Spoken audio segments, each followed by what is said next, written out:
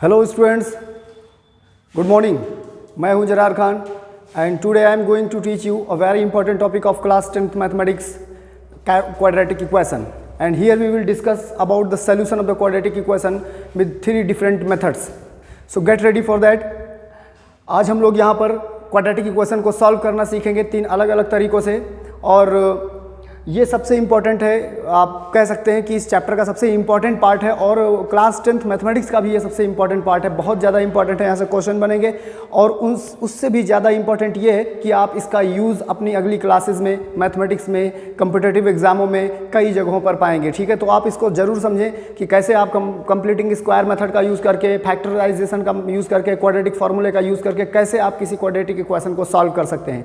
उसको मैं आपको यहाँ पर समझाऊंगा with the help of an example. मैं आपको एक एग्जाम्पल लूँगा और उसी एग्जाम्पल को 3 तरीक़ों से सॉल्व कर दूंगा, और वही मेथड होगा। आपको यहाँ पर बहुत ज़्यादा लिखने की ज़रूरत नहीं है कि आप उसको मेथड के स्टेप लिख के और उसके बाद आगे बढ़ें। नहीं, बिल्कुल नहीं। हम आपको एक एग्जाम्पल के थ्रू सारे तीनों मेथड्स को एक्सप्लेन करेंगे। 1 बाय 1 आप एक एक मेथड को समझते रहिए और उस पर मैक्सिमम ज़्यादा से ज़्यादा क्वेश्चंस की प्रैक्टिस करते रहिए, जिससे आपके लिए ये चैप्टर इजी बन जाए और आप यहाँ से आसानी से बोर्ड एग्जाम में मार्क्स निकाल लें। ठीक है स्टूडेंट्स, मैं आपको बता दूं कि इसका इंट्रोडक्शन पार्ट पहले से हो चुका है, और आपको अगर क्वाड्रेटिक इक्वेशन के इंट्रो के बारे में, उसके रूट के बारे में, क्वाड्रेटिक इक्वेशन की डेफिनेशन के बारे में, टाइप के बारे में जानना है तो लिंक डिस्क्रिप्शन में है, आप वहाँ जाके उसको क्लिक कर लें और आप देख लेंगे कि क्वाड्रेटिक इक्वेशन क्या है, क्वाड्रेटिक इक्वेशन को डिफाइन कैसे करते हैं, कंडीशन क्या है, टाइप क्या होती है क्वाड्रेटिक इक्वेशन की, रूट किसे कहते हैं, कैसे वेरीफाई करेंगे, कैसे चेक करेंगे कि ये क्वाड्रेटिक इक्वेशन है या नहीं है। ठीक है, तो वो डिस्क्रिप्शन में लिंक है, आप वहाँ से जाके उसको देख सकते हैं, प्ले कर सकते हैं। और जो आज का लेक्चर है, ये लेक्चर 2 है। यहाँ पर हम यहाँ पर सीखेंगे कि क्वाड्रेटिक इक्वेशन को सॉल्व कैसे करते हैं। ठीक है, तो सबसे पहले स्टूडेंट मैं आपको बताना चाहूँगा कि जो क्वाड्रेटिक इक्वेशन का सोल्यूशन है हमारे सिलेबस में, वो 3 तरीके से सॉल्व किया जाता है। First one is that solution of a quadratic equation by factorisation method, and second one is that by completing the square method, and third one is that by quadratic formula. ये 3 तरीके हैं जिन तीनों method को हम use करके quadratic equation को solve कर सकते हैं, जिसमें से ये जो फैक्टराइजेशन मेथड है, या इसी को स्प्लिटिंग द मिडिल टर्म भी कहते हैं, ये फैक्टर करना आपने इससे पहले की क्लासों में भी पढ़ के रखा है, चैप्टर नंबर 2 पॉलिनोमियल में भी पढ़ के रखा है, तो यहाँ पर ज़्यादा आपको मुश्किल नहीं आने वाली है। लेकिन कंप्लीटिंग स्क्वायर मेथड और क्वाड्रेटिक फार्मूला, ये दोनों आप फर्स्ट टाइम देखेंगे, और आप देखेंगे कि जो कंप्लीटिंग स्क्वायर मेथड का कॉन्सेप्ट है, उसी के हेल्प से ही हम क्वाड्रेटिक फार्मूले को भी ड्राइव करते हैं, और वही एक तरीके से उसका रिजल्ट ही क्वाड्रेटिक फार्मूला है। बट फिर भी हम दोनों तीनों सारे मेथड्स को एक साथ अभी आज समझेंगे इसी लेक्चर में। ठीक है, तो चलिए स्टार्ट करते हैं। सबसे पहले मैं आपको बताता हूं कि फैक्टराइजेशन मेथड से हम किसी क्वाड्रेटिक इक्वेशन को कैसे सॉल्व करेंगे। मैंने यहाँ पर एक क्वाड्रेटिक इक्वेशन लेके रखा है। ठीक है स्टूडेंट्स, तो इस क्वाड्रेटिक इक्वेशन में आप देखेंगे कि यहाँ पर ये है 2। ठीक है, आप देखेंगे 2x square plus 5x plus 2 is equal to 0 एक क्वाड्रेटिक इक्वेशन है। 2x square plus 5x and plus 2 is equal to 0, ये एक क्वाड्रेटिक इक्वेशन है।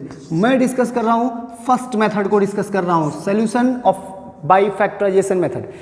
अब स्टूडेंट, सबसे पहले अगर आप ये जाने कि क्वाड्रेटिक इक्वेशन क्या है, तो वहाँ से आप समझेंगे कि क्वाड्रेटिक इक्वेशन का जो स्टैंडर्ड फॉर्म है, जो जनरल फॉर्म है, वो होता है ax square plus bx plus c।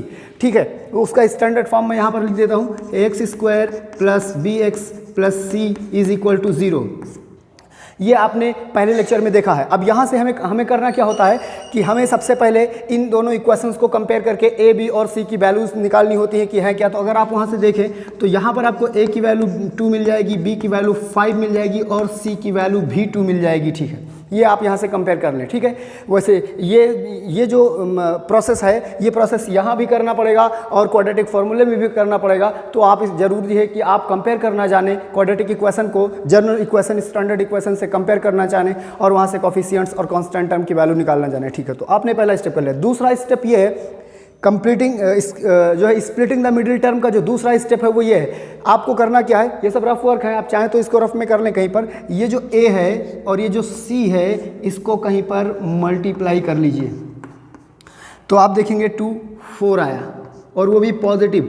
Sign का बहुत इंपॉर्टेंस है, इसलिए आप ध्यान रखें कि पॉजिटिव आ रहा है कि नेगेटिव आ रहा है। ठीक है, तो आपने देखा कि जब आपने a और c को मल्टीप्लाई किया तो 4 आ गया। ठीक है, मैं आपसे बताया कि इस मेथड को स्प्लिटिंग द मिडिल टर्म भी कहा जाता है, मतलब बीच वाले टर्म को तोड़ के भी यहाँ पर हम क्वाड्रेटिक इक्वेशन को सॉल्व कर सकते हैं। ठीक है, तो सबसे पहले जब आपने इन दोनों को मल्टीप्लाई कर लिया तो 4 आया। And next one is that, ये जो b पार्ट है, ये जो b इक्वल टू कुछ भी है, जो b इक्वल टू लिखा हुआ है, आपको b के ऐसे 2 पार्ट करने हैं। ऐसे दो पार्ट करने हैं जिनका सम या डिफरेंस करें, कभी कभी सम करने पर, कभी कभी डिफरेंस लेने पर b ही रह जाएगा। कब सम करेंगे, कब डिफरेंस करेंगे, वो मैं बताता हूं अभी।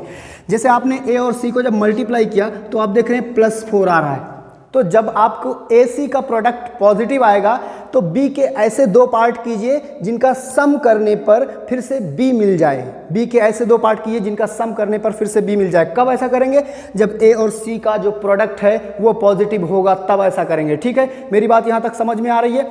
ठीक है, तो आप देख रहे हैं कि ये पॉजिटिव है, इसका मतलब यहाँ पर ऐसे दो पार्ट बने और उनका सम करने पर ये आए। लेकिन खाली इतनी ही शर्त नहीं है कि दोनों का सम करें तो B आए, एक और शर्त है, ये दोनों पार्ट ऐसे होने चाहिए कि जिनका प्रोडक्ट करने पर A और C के प्रोडक्ट के इक्वल आए।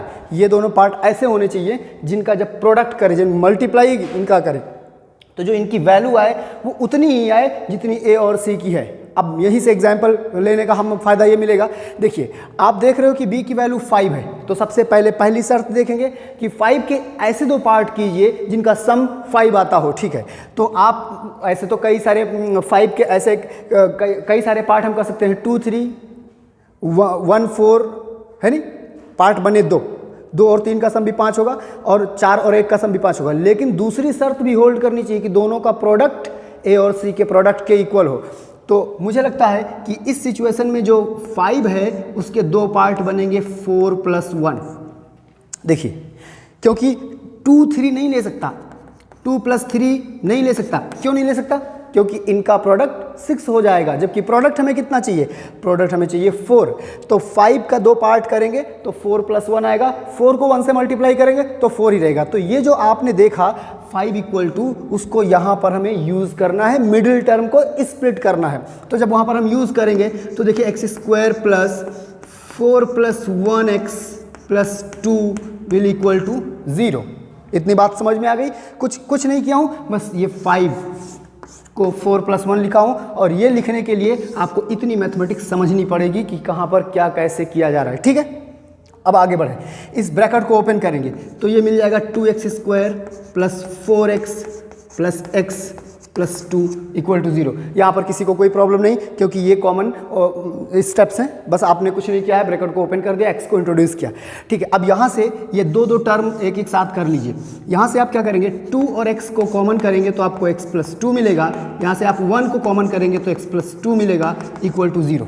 अब आप देखें ये वाली लाइन देखें, यहाँ पर आपके पास फिर से कोई एक टर्म कॉमन आ रहा है, क्या, x + 2। तो आप वो यहाँ से जो है x + 2 को कॉमन करेंगे तो जो दूसरा रिजल्ट बचेगा वो क्या बच रहा है, 2x + 1। 2x + 1 = 0। फैक्टर हो गया, इसको हम लोग फैक्टर कर चुके हैं।